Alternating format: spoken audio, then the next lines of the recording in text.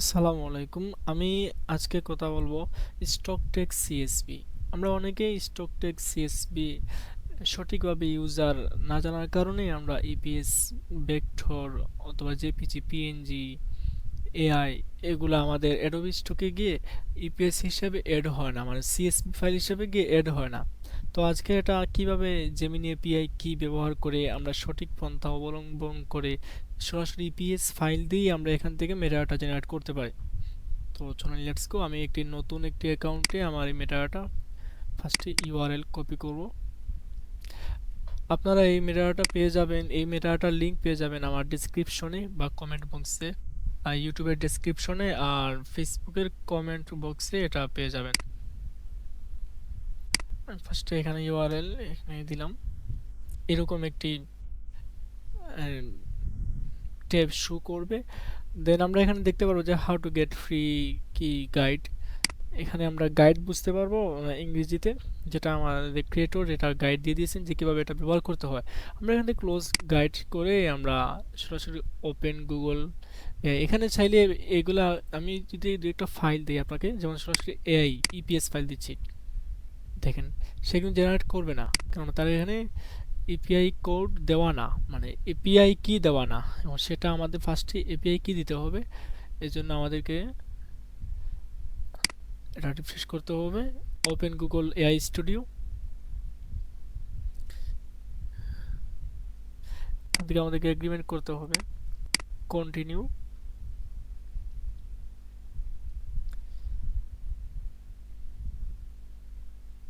একটা লোড নিবে, AI studio সরাসরি এপি কি দিয়ে দিবে।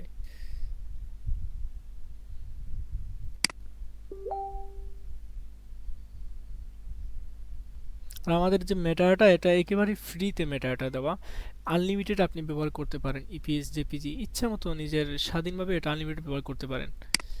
এখানে ক্লিক করলাম, দেন এই যে এপিআই কি আমাদের কার্সল দেখেন, এপিআই কি দিয়ে কপি করলাম, ওকে। এখানে গেলাম বা এখানে ক্লিক করতে পারি, এখানে একটা এপিআই কি সেভ কি দিয়ে দিলাম।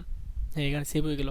আপনারা চাইলে এখানে আরও extra add another Gemini API কি ব্যবহার করতে পারেন, অন্য জিমেইল দিয়ে এপিআই কি এনে এখানে অ্যাড করতে পারেন।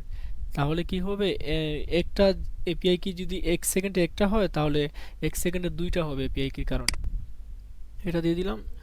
এখন আমরা এটা আপলোড করলাম, আমি দেখাই, ওকে। Select all. এখানে কয়েকটা সেটিংস আপনারা দেখে নেন। এখানে জেনারেট ক্লিক করলে কিন্তু জেনারেল হয়ে যাবে, মানে জেনারেট হয়ে যাবে। এখানে আমরা চাইলে এটা কি নিয়ে আমরা করেছি, এখানে চাইলে এখানে আমরা লিখে দিতে পারি এটা আমাদের কি উদ্দেশ্য করা, বা এখানে ও কি এড করতে পারবে, এড কিওয়ার্ড আমাদের স্বাধীনভাবে এখানে আমরা দুইটা কিওয়ার্ড এড করতে পারবো। দেন আমি যদি এখানে যদি দেই যে